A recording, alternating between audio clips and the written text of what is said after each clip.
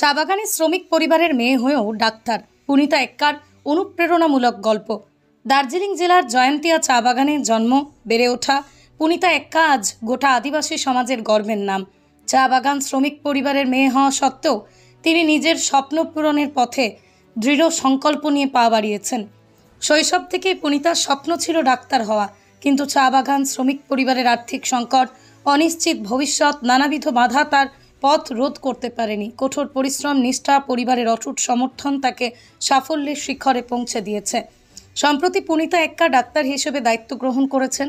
এই সাফল্য শুধু ব্যক্তিগত নয়, গোটা আদিবাসী সমাজের জন্য এক বড় প্রেরণা।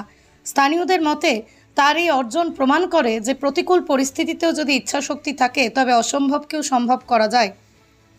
পুনিতার নিজের ভাষায়, আমি চাই আমার মতো আরও মেয়েরা স্বপ্ন দেখতে শিখুক এবং তা পূরণ করার সাহস জোগাড় করুক।